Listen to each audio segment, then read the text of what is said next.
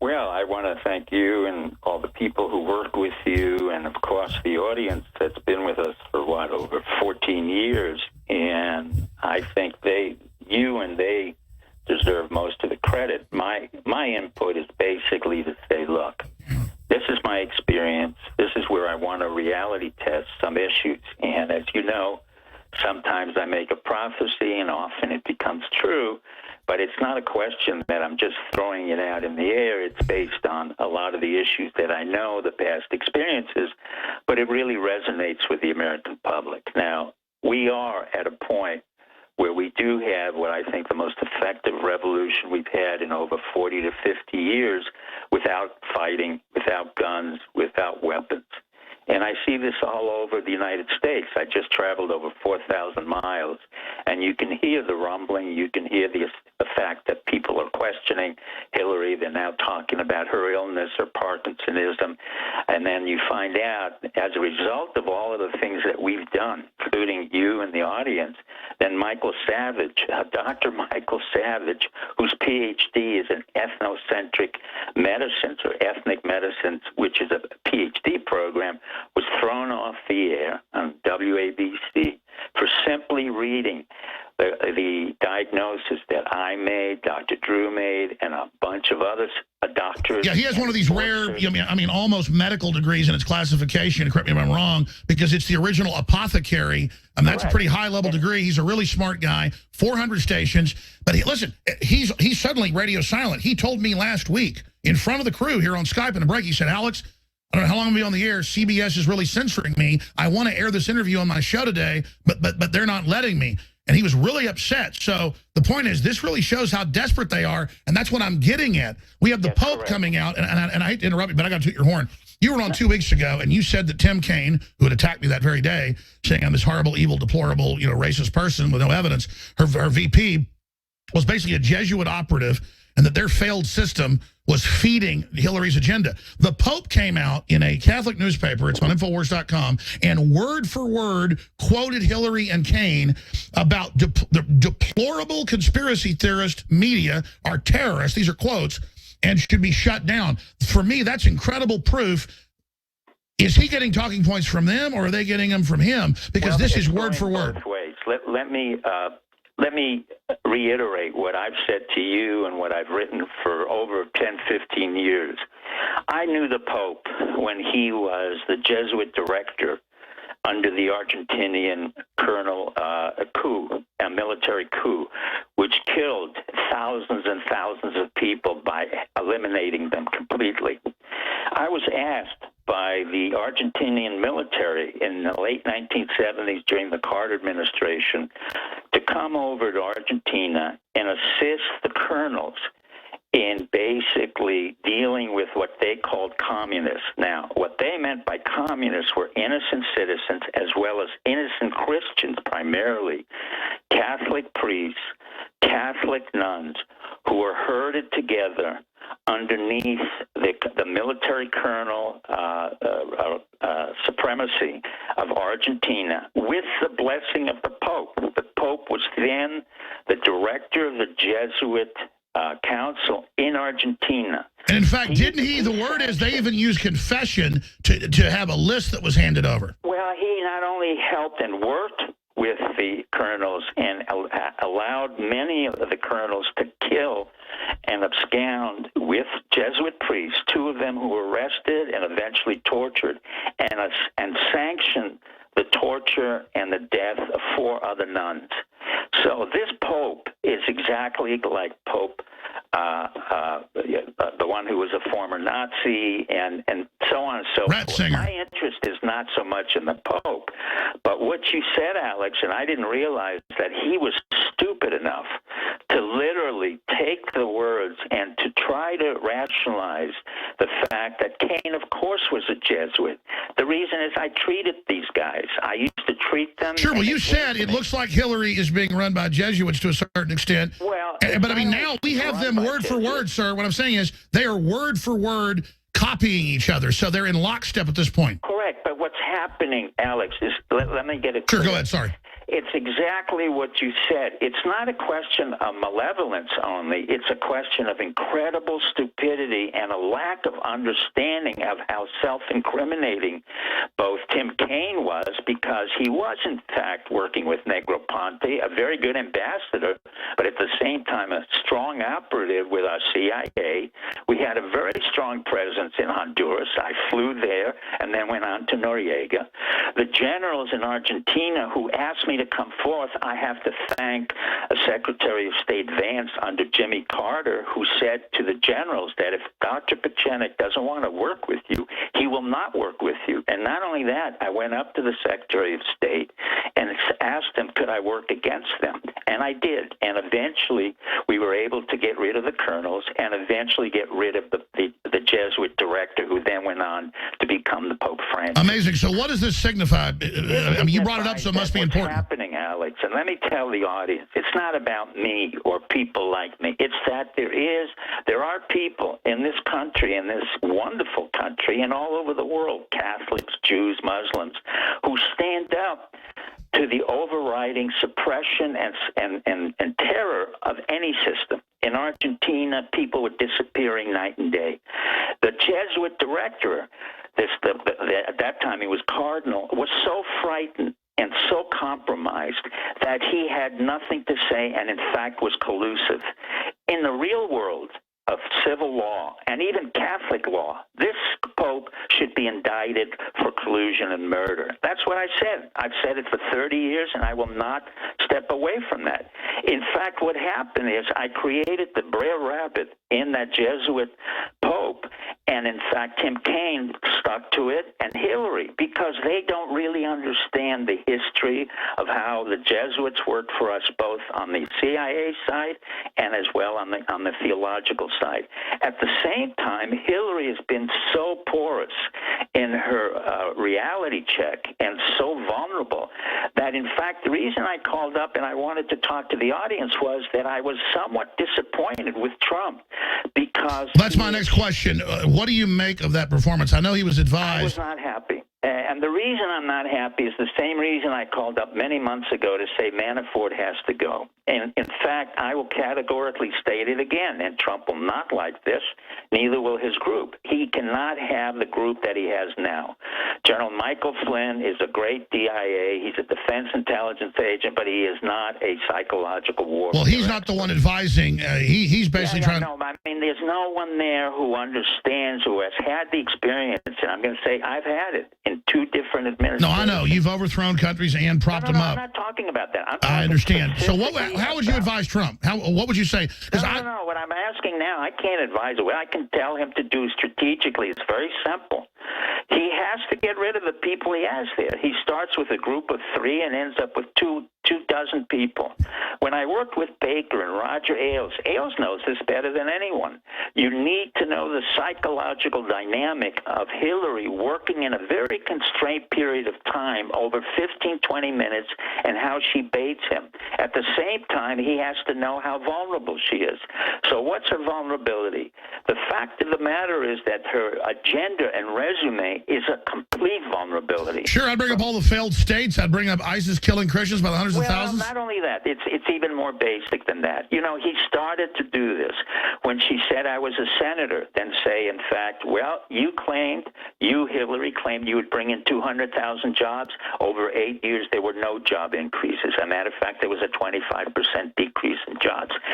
Trump didn't say that. Instead, he got hooked, and she baited him right into talking about ad hominem about... Sure, but in fairness, Dr. Pieczenik, what do you make of Lester Holt 40-plus times interrupting the signals? With all due respect, Alex, I had 2 different candidates who had all kinds of intermediaries. The key to any strategy in the debate is to take control of your own dynamic, which he has not. No, I agree. Listen, I ignore whatever they're saying and just cover the facts and have the energy and show that I'm dominating them.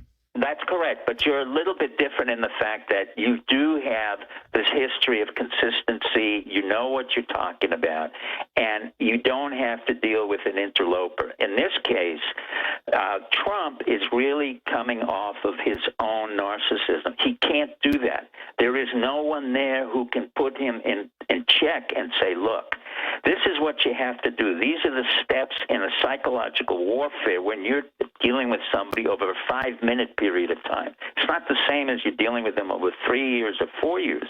He doesn't have anyone like that. He's hired all kinds of people who've had no experience whatsoever. Oh, I agree. He's got a bunch. I mean, some of these people he's got working for him. I mean, I'm sorry. What did they ever build? I mean, they do not know what they're doing. No, I mean, James Woolsey comes on to support Trump. I knew James Woolsey. He was a disaster as a CIA director, a complete disaster. The man never even saw Bill Clinton for 2.5 years. Then he was a neocon who wanted 9/11. The man is disaster. He's not good in intelligence. He's totally oriented to war and profiteering. He's a second-rate man. The issue here isn't about who he can put on board and who likes him or doesn't like him. The issue is very simple. It's like a building. Do you have a strategy? Do you have a tactic? Implement it systematically. He has no one there who can do it for him. Michael Flynn cannot do it for him. General Kellogg cannot do it for him. The woman who's in charge can't do it for him. He has no one there. It was not an accident that I was called in by Bush Sr.'s people, Baker and others, and Hadley and new administrations, because they knew exactly what it is that one has to do. It's not a fanciful game. It's very simple. It's strategy of psychology. They're not trained in psychology. So I'm warning Trump again. He came to the forefront because people like you and I and the audience supported him.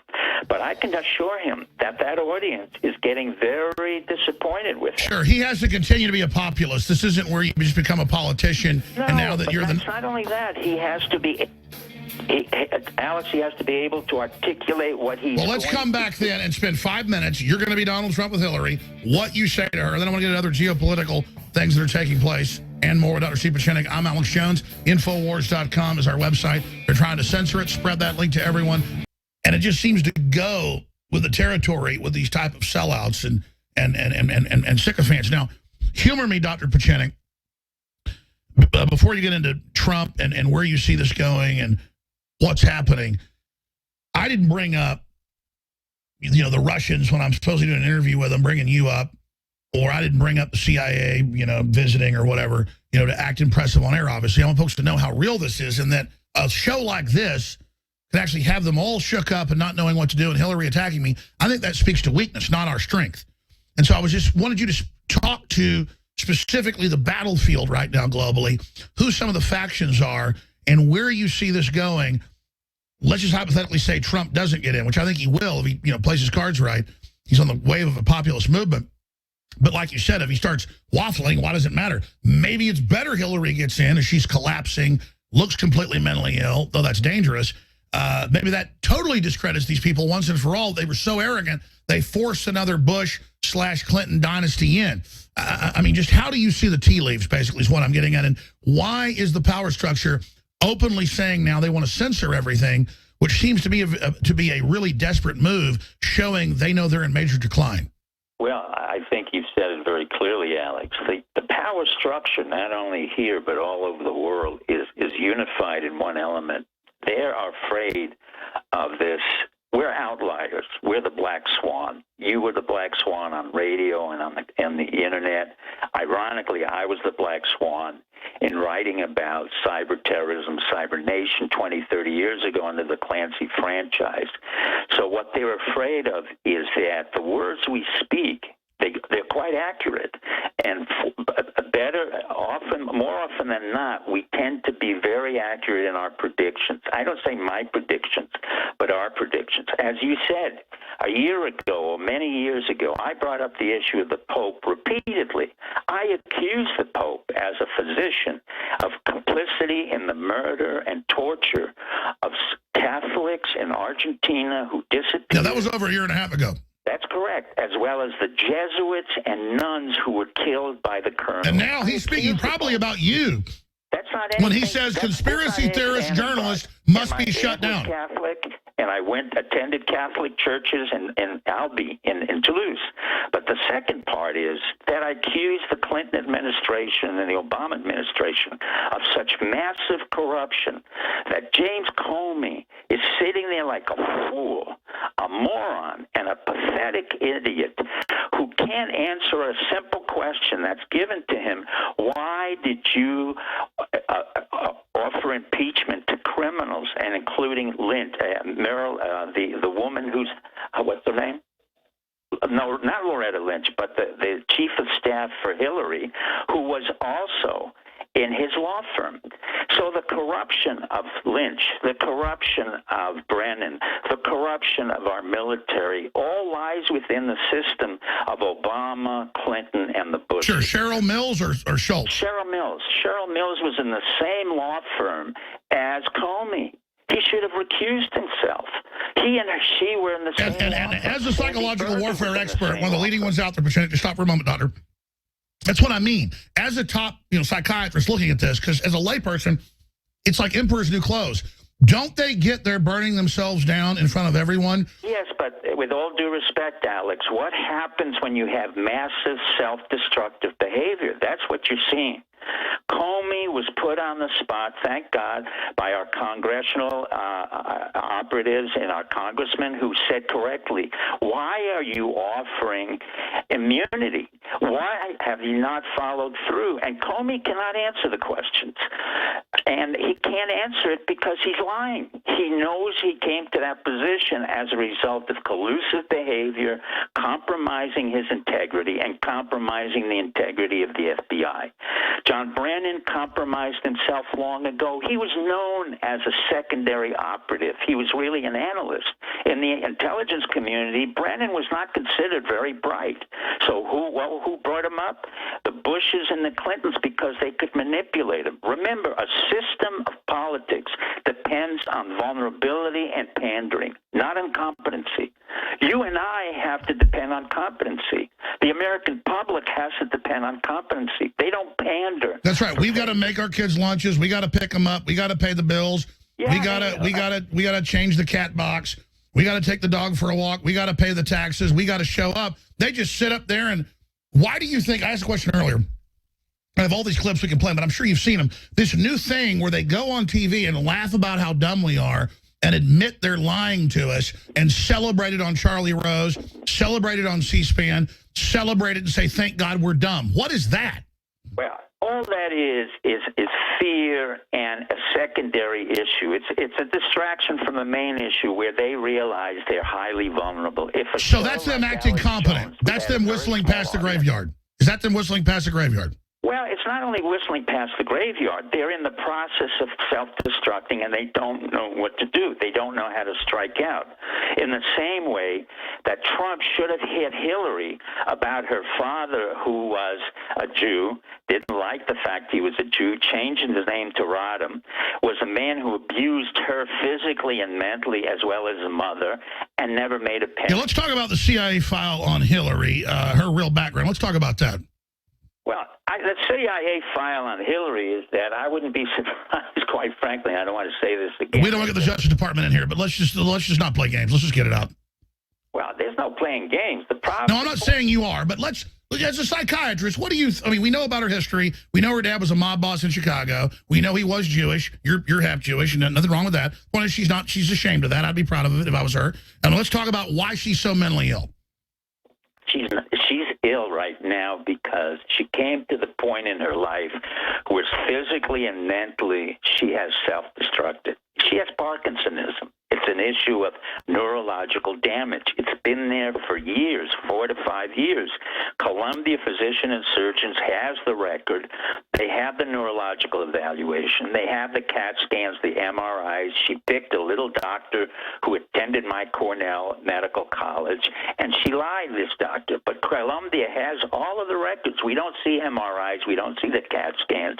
And she's trying to lie her way to the presidency. She may get there because if Trump fails, he'll fail. We're going to get to that, I promise, in a moment. But specifically then, let me just ask this question because I found it so interesting. I mean, that happened. In fact, some of the people were in the office and they saw it and they're like, is this a TV show? Why do you think the Russians, before I was never allowed basically back on RT again unless I was a guest on another show or, say, a documentary interviewed me? I don't care about RT, big deal. The point is they wanted me on all the time. And then after there was this meeting, and it wasn't RT, and it was like this Russian government, and people interrogated me for like 20 minutes, and I was just like, this is an interview. They kept asking about you, And then they basically thought I was some operative or something, which I'm not. I'm proud of the fact I'm organic, folks. I'm proud that I haven't been part of some agency. I'm not saying it's bad if you've been. They were obsessed with you and really were acting like you were Godzilla or something. Well, here's the problem. The Russians knew very well that I worked in the Soviet Union to take them apart from the 1960s, thanks to Nixon, where I was sent overseas and started working in the Russian Soviet psychiatric hospitals. I was taking out Christians, Anabaptists, and Baptists out of these psychiatric hospitals and beginning to take down the Soviet Union. Putin knew this. I mean, he was not there at the time, but Andropov knew this, the KGB knew this. They knew all about my work. Why is that so important, getting people out of countries? Because I know that was... Because it was the beginning of the end of the Soviet Union. I had developed a plan which systematically was able to work on the fact that there were Christians who were defying the atheist ideology of communism, and in turn they were put in psychiatric hospitals. So I had the credibility as a psychiatrist to go in there, and I literally commoditized these Christians by saying to one of Stalin's men, who was the last man available, a doctor, I will give you wank computers, X number of wank computers for this person, that person, and that person. They all turned out to be major Christians. In turn, we began to take down the system little by little. Oh, I get it, by spreading the word that the Christians could reactivate inside Russia. Correct. But the second part was the fact that I knew their KGB was highly compromised, and I could buy off many of their operatives, including the GRU, the KGB, and other elements, by helping. It was just weird because they were interrogating me, and I said, this isn't a TV interview, is it? And they're like, no, Pieczenik, why does he talk to you? What is Pieczenik doing? And so I thought it was very, very interesting that they're definitely obsessed with you. Well, they are obsessed with me. Putin, to this day, wants to know how I took down the Soviet Union, and he's not going to know that. But I do have respect for him in terms of the fact he has to do what he's doing, but he cannot continue in Syria to kill those people. That's a warning to Putin. That's the beginning of the end of Putin. And I'm saying to him very clearly, you have problems within the Kremlin, you have the FSB, you have the SUV, and you know very well that we can put them into spin. And that means that Putin understands that he can't trust anyone. And that's exactly what we did, or I did, years ago with several of Brezhnev and Yeltsin and others who were involved in the Soviet Union. It is not hard to take down a country. Sure, and conversely, though, the White House is scared of you and other patriots. So we're going to break, come back. We're going to go to break and have you... Listen, I was trained by our military and by my intelligence service. My dedication is to this country. I do not ask for promotions. They asked me to be promoted to a rear admiral at 39. I turned it down. They asked me to get a pension. I turned it down. I did not have money. I wasn't being cavalier. I simply wanted to serve the country, to thank this country for taking me in as a refugee and allowing me to be everything I could be and fail. And that was the beauty of what I did. So they had no hold on me. No, we're going to break. I'm going to come back and get your message, what you think Trump should do in the next debate. But specifically, though, the only reason we bring this up is the battlefield spectrum. I know the police are somewhat awake. The military is awake. A lot of people, I never want to make the government like the good guys, but it seems like government people are more awake than the general public. The arrogance of trying to put Hillary in, the rotting political system. How would you describe the political climate right now? It's totally corrupt. It is so self-destructive, and it's irrelevant. What's happening right now is, as I went through the nation, the different states, it was clear to me, as I've said for a long time, Washington is irrelevant. They know it, they're irrelevant. So they're trying to create false flags, which we had in Sandy Hook and all that other nonsense, in order to make themselves relevant. The FBI has become irrelevant. The CIA has become irrelevant. In fact, what's becoming more and more relevant are people who are staying home, doing cyber security, and doing internet work. What's happening in our country is we're transforming from an industrial state to an information age, and we're trying to compete with a massive Chinese economic engine, not military. And because the globalists shut down our economy to sell it off, they've actually forced us to morph and create new economies the central system can't control. Well, there is no more central system. With all due respect, the globalists are finished. The beginning, and that's why I support... That's what I wanted to say. They expected this whole world government. It's already falling apart. Every EU country's leaving. It's fallen. And one of the things you and I were successful in doing is when we supported the movements for Catalan to break away from Spain, for England to break away from EU, and for Scotland to break away from England was the beginning of the end of EU. And by the way, I'm not bragging, but I've talked to Farage at dinner and on air. He admitted that UKIP was nothing until 15 years ago, and that most of their new members were from this show, people listening over there. I don't want to give us credit, but it's actually crazy that he will tell you that UKIP got its main push from InfoWars. That's correct. I wasn't kidding you. It came out of here. You and I kept discussing it, and you would ask me what was happening, and I kept saying, I remember you said 5 years ago, watch, nationalist movements breaking away, the EU's done. That's and I correct. actually didn't. I thought you were being too confident. That's what's crazy, Doc. This is really happening. We'll be right back. And you're part of it. I know, it's amazing. Stay there. It's very simple. Number one, he stated it in the beginning that in 30 years she has done nothing. And he has to go into detail to explain that she did nothing when she collated and culled together a bunch of people to create a health program. That was a disaster. The children's program was a disaster. He has to go into detail how she did go into Iraq, but more importantly, he has to go into detail how she attempted to say that she brought in jobs for people in New York State, and as a senator, she accomplished less than nothing, made huge promises, as he said, and go into detail to show that, in fact, at the end of her tenure was a minus 20. And you turned Libya over to Al-Qaeda and ISIS, absolutely. Well, so then he can go into ISIS. He said it correctly, that Al-Qaeda and ISIS was the result of her presence in the Middle East. The fact that she has a problem in stamina has to do with the fact that she has a medical history. She's fainted repeatedly, and her response that she can have traveled to 128 countries is not really an issue, because she ended up with no agreement, with no treaties, and absolutely there was no result to it.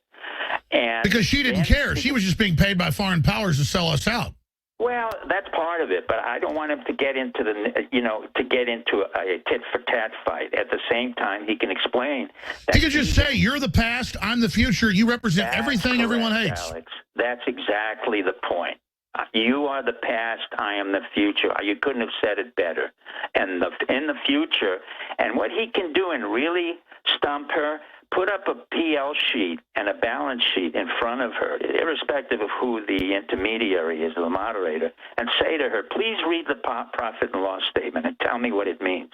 Because not one of our presidents in the past 30 to 40 years has ever had a job.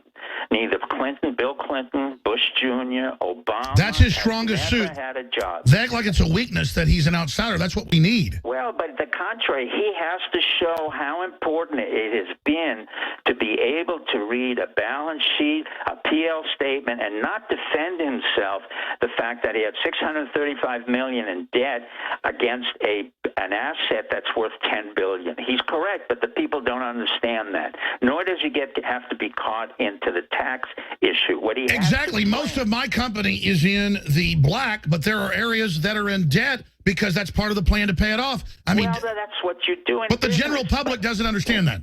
No, but you can't teach the general public everything. What you can show is that Hillary has no idea of business, and he has to go into that systematically. Yeah, she just goes and raises taxes and gets more money.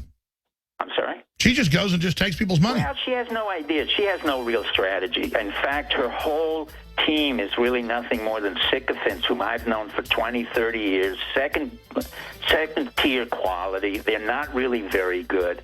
They're Al Gore spinoffs or they're Carter. All right, stay there. 5 more minutes, sir. StevePieczenik.com. Right, so the issue here is then in foreign We got to go to break. We got to go to break. Back in 70 seconds. We got 5 more minutes on the other side. I want to ask you to put a bow on this, but what will Hillary do if she gets in? 30 next hour. I just want listeners to understand that it's not that we're that strong. They're that weak. We just have to understand that we have to move forward and have confidence to really change this. But finishing up, what are you looking for the next 39 days?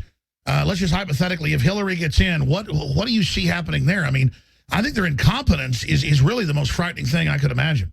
You're correct. It's a combination between her illness, the incompetency, and the fact that they have to buttress her up. So you will see a lot of movement in the beginning and a lot of payoffs in terms of what will happen. But she will not make it through the first year. She will probably die within that first year or so. She's not physically fit to handle it, nor mentally. So what we have is a real problem for our intelligence and military community to really take an assessment of what's going to happen if she comes in. That will be a very serious problem. It may be a John F. Kennedy type of problem. It may be a Nixonian type of problem. But I've been through this with Nixon and his transition to illness, and we've had a soft coup, but they're not going to have strong figures who are able to transition this country into a smooth relationship. Won't they just have a big power struggle and hope she's an invalid so her adjuncts can... It's not only an invalid, it'll be kind of a Woodrow Wilson situation where you won't see her, and that's exactly what you're seeing now. She's totally absent from the field. She can't handle most of the issues. And that further discredits the government as the media lies and says she's fine, she's climbing Mount Everest. Correct. And so that will be a disconnect, but it'll depend on our military and our intelligence services to determine what it is that they want to do. On one side, you have Michael Flynn. On the Trump side, on the other side, you have Michael Hayden. Both are quite qualified. They come out of the military intelligence. I know both of these guys, not well, but enough to know that they're competent. The secondary issue is America has to understand we continue no matter who's on the top, and no one can defeat us, and really what we have to do is to continue to devolve that power to the local level, to the state level. And where the real engine of prosperity is.